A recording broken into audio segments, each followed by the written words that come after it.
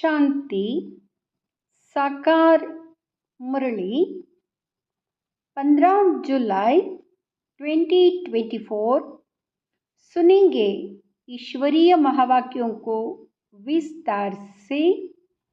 मीठे बच्चे, देह अभिमान आसुरी कैरेक्टर है, उसे बदल दैवी कैरेक्टर्स धारण करो तो रावण के जेल से छूट जाएंगे। प्रश्न: हर एक आत्मा अपने पाप कर्मों की सजा कैसे भोगती है?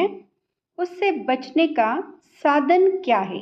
उत्तर: हर एक अपने पापों की सजा एक तो गर्भ जेल में भोगते हैं, दूसरा रावण की जेल में अनेक प्रकार के दुख उठाते हैं। बाबा आया है तुम बच्चों को इन जेलों से छुड़ाने, इनसे बचने के लिए सिविलाइज्ड बनो। ओम शांति। ड्रामा के प्लान अनुसार बाप बैठ समझाते हैं। बाप ही आकर रावण की जेल से छुड़ाते हैं, क्योंकि सब क्रिमिनल पाप आत्माएं हैं। सारी दुनिया के मनुष्य मात्र क्रिमिनल होने के कारण रावण की जेल में है। फिर जब शरीर छोड़ते हैं तो भी गर्भ जेल में जाते हैं। बाप आकर दोनों जेल से छुड़ाते हैं। फिर तुम आधा कल्प रावण की जेल में भी नहीं और गर्भ जेल में भी नहीं जाएंगे। तुम जानते हो, बाप धीरे धीरे पुरुषार्थ अनुसार हमें रावण की जेल से और गर्भ जेल से छुड़ाते रहते हैं। बाप बताते हैं तुम सब क्रिमिनल हो रावण राज्य में, फिर राम राज्य में सब सिविलाइज्ड होते हैं। कोई भी भूत की प्रविष्टता नहीं होती है। देह का अहंकार आने से ही फिर और भूतों की प्रविष्टता होती है। अब तुम बच्चों को पुरुषार्थ कर देही अभिमानी बनना है। जब ऐसे लक्ष्मी नारायण जैसे बन जाएंगे तभी देवता कहलाएंगे। अभी तो तुम ब्राह्मण कहलाते हो। रावण के जेल से छुड़ाने लिए पाप आकर पढ़ाते भी हैं, और जो सबके कैरेक्टर्स बिगड़े हुए हैं वह सुधारते भी हैं। आधा कल्प से कैरेक्टर्स बिगड़ते बिगड़ते बहुत बिगड़ गए हैं। ये समय है तमो प्रधान कैरेक्टर्स। दैवी और आसुरी कैरेक्टर में बरोबर रात दिन का फर्क है। आप समझाते हैं अब पुरुषार्थ कर अपना दैवी कैरेक्टर्स बनाना है, तभी आसुरी कैरेक्टर से छूटते जाएंगे। आसुरी कैरेक्टर्स में देह अभिमान है नंबर 1। देही अभिमानी के कैरेक्टर्स कभी बिगड़ते नहीं है। सारा मदार कैरेक्टर्स पर है। देवताओं का कैरेक्टर कैसे बिगड़ता है? जब वे वाम मार्ग में जाते हैं, अर्थात विकारी बनते हैं, तब कैरेक्टर्स बिगड़ते हैं। जगन्नाथ के मंदिर में ऐसे चित्र दिखाए हैं वाम मार्ग के। यह तो बहुत वर्षों का पुराना मंदिर है। ड्रेस आदि देवताओं की है। दिखाते हैं देवता वाम मार्ग में कैसे जाते हैं। पहली क्रिमिनलिटी है ही यह। काम चिता पर चढ़ते हैं, फिर रंग बदलते बदलते बिल्कुल काले हो जाते हैं। पहले गोल्डन एज में संपूर्ण गोरे, फिर 2 कला कम हो जाती है। त्रेता को स्वर्ग नहीं कहेंगे, वहाँ है सेमी स्वर्ग। बाप ने समझाया है रावण के आने से ही तुम्हारे ऊपर कट चढ़ना शुरू हुई है। पूरे क्रिमिनल अंत में बनते हो। अभी 100% क्रिमिनल कहेंगे, 100% वाइजलेस थे, फिर 100% विशेष बने। अब बाप कहते सुधरते जाओ। यह रावण का जेल बहुत बड़ा है। सबको क्रिमिनल ही कहेंगे, क्योंकि रावण के राज्य में है ना राम राज्य, और रावण राज्य का तो उनको पता ही नहीं है। अभी तुम पुरुषार्थ कर रहे हो राम राज्य में जाने का। संपूर्ण तो कोई बना नहीं है। कोई फर्स्ट, कोई सेकंड, कोई थर्ड में है। अब बाप पढ़ाते हैं दैवी गुण धारण कराते, देहा अभिमान तो सब में है। जितना जितना तुम सर्विस में लगे रहेंगे उतना देहाभिमान कम होता जाएगा। सर्विस करने से ही देह अभिमान कम होगा। देही अभिमानी बड़ी बड़ी सर्विस करेंगे। बाबा देही अभिमानी है तो कितनी अच्छी सर्विस करते हैं। सभी को क्रिमिनल रावण की जेल से छुड़ाए सद्गति प्राप्त करा देते। वह फिर दोनों जेल नहीं होगी, यह डबल जेल है। सतयुग में ना कोर्ट है, ना पापात्माएं है, ना तो रावण की जेल ही है। रावण की है बेहद की जेल। सभी 5 विकारों की रस्सियों में बंधे हुए हैं। अपरंपार दुख है, दिन प्रतिदिन दुख वृद्धि को पाता रहता है। सतयुग को कहा जाता है गोल्डन एज, त्रेता को सिल्वर एज। सतयुग वाला सुख त्रेता में नहीं हो सकता, क्योंकि आत्मा की 2 कला कम हो जाती है। आत्मा की कला कम होने से शरीर भी ऐसे हो जाते। तो यह समझना चाहिए कि बरोबर हम रावण के राज्य में देह अभिमानी बन पड़े हैं। अब बाप आया है रावण की जेल से छुड़ाने के लिए। आधा कल्प का देह अभिमान निकालने में देरी तो लगती है, बहुत मेहनत करनी पड़ती है। जल्दी में जो शरीर छोड़ गए वह फिर भी बड़े होकर आए कुछ ज्ञान उठा सकते हैं। जितना देरी होती जाती है तो फिर पुरुषार्थ तो कर ना सके। कोई मरे फिर आकर पुरुषार्थ करे, सो तो जब आर्गन्स बड़े हो, समझदार हो, तब कुछ कर भी सके। देरी से जाने वाले तो कुछ सीख नहीं सकेंगे। जितना सीखे उतना सीखे, इसलिए मरने से पहले पुरुषार्थ करना चाहिए। जितना हो सके इस तरफ आने की कोशिश ज़रूर करेंगे। इस हालत में बहुत आएंगे, जाड़ वृद्धि को पाएगा। समझा नहीं तो बहुत सहज है। बॉम्बे में बाप का परिचय देने के लिए चांस बहुत अच्छा है। यहाँ हम सबका बाप है। बाप से वर्षा तो ज़रूर स्वर्ग का ही चाहिए। कितना सहज है, दिल अंदर गदगद होना चाहिए। यह हमको पढ़ाने वाला है। यह हमारी एम ऑब्जेक्ट है।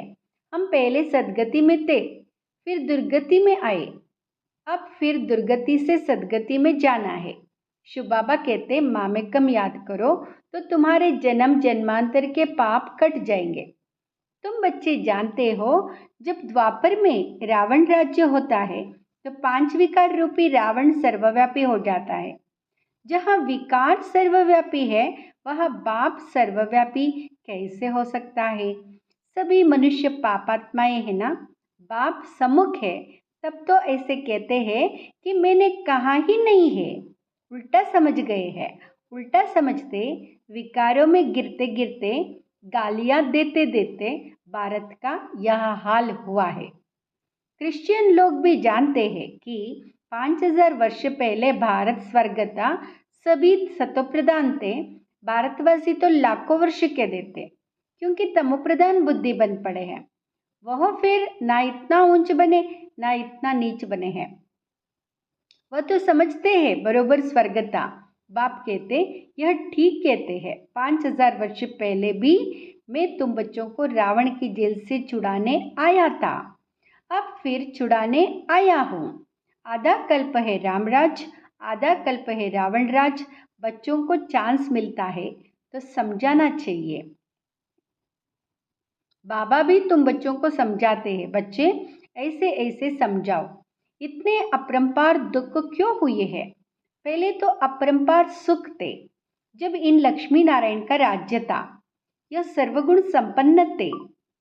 अब यहाँ नॉलेज है ही नर से नारायण बनने की, पढ़ाई है, इनसे दैवी कैरेक्टर्स बनते हैं। इस समय रावण के राज्य में सभी के कैरेक्टर्स बिगड़े हुए हैं। सबके कैरेक्टर सुधारने वाला तो एक ही राम है। इस समय कितने धर्म हैं, मनुष्यों की कितनी वृद्धि होती रहती है। ऐसे ही वृद्धि होती रहेगी तो फिर खाना भी कहाँ से मिलेगा? सतयुग में तो ऐसी बातें होती नहीं है। वहाँ दुख की कोई बात ही नहीं। यह कलयुग है, दुखधाम सब विकारी है। वहाँ है सुखधाम, सभी संपूर्ण निर्विकारी है। घड़ी घड़ी उन्हों को यह बतलाना चाहिए तो कुछ समझ जाए। बाप कहते मैं पतित पावन हूँ, मुझे याद करने से तुम्हारे जन्म जन्मांतर के पाप कट जाएंगे। अब बाप कैसे कहेंगे? जरूर शरीर धारण कर बोलेंगे ना। पतित पावन सर्व का सद्गति दाता एक बाप है, जरूर वहाँ किसी रथ में आया होगा। बाप कहते हैं, मैं इस रथ में आता हूँ जो अपने जन्मों को नहीं जानते हैं। बाप समझाते हैं, यह 84 जन्मों का खेल है। जो पहले पहले आए होंगे वही आएंगे, उनके ही बहुत जन्म होंगे, फिर कम होते जाएंगे। सबसे पहले देवताएं आए। बाबा बच्चों को भाषण करना सिखलाते हैं, ऐसे ऐसे समझाना चाहिए। अच्छी रीति याद में रहेंगे, देहाभिमान नहीं होगा तो भाषण अच्छा करेंगे। शिव बाबा देही अभिमानी है ना, कहते रहते बच्चे देही अभिमानी भाव, कोई विकार ना रहे, अंदर में कोई शैतानी ना रहे। तुम्हें किसको भी दुख नहीं देना है, किसकी निंदा नहीं करनी है। तुम बच्चों को कभी भी सुनी सुनाई बातों पर विश्वास नहीं करना चाहिए। बाप से पूछो, यह ऐसे कहते हैं, क्या सत्य है? बाबा बता देंगे। नहीं तो बहुत है जो झूठी बातें बनाने में देरी नहीं करते। फलाने ने तुम्हारे लिए ऐसे ऐसे कहा, सुनाकर उनको ही खाक कर देंगे। बाबा जानते हैं ऐसे बहुत होता है। उल्टी सुल्टी बातें सुनाकर दिल को खराब कर देते हैं। इसलिए कभी भी झूठी बातें सुनकर अंदर में जलना नहीं चाहिए। पूछो, फलाने ने मेरे लिए ऐसे कहा है? अंदर सफाई होनी चाहिए।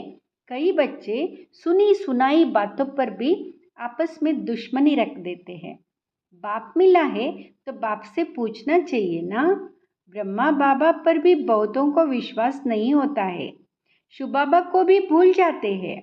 बाप तो आए हैं सबको ऊंच बनाने, प्यार से उठाते रहते हैं। ईश्वरीय मत लेनी चाहिए। निश्चय ही नहीं होगा तो पूछेंगे ही नहीं तो रिस्पॉन्ड भी नहीं मिलेगा। बाप जो समझाते उसको धारण करना चाहिए। तुम बच्चे श्रीमत पर विश्व में शांति स्थापन करने के निमित्त बने हो।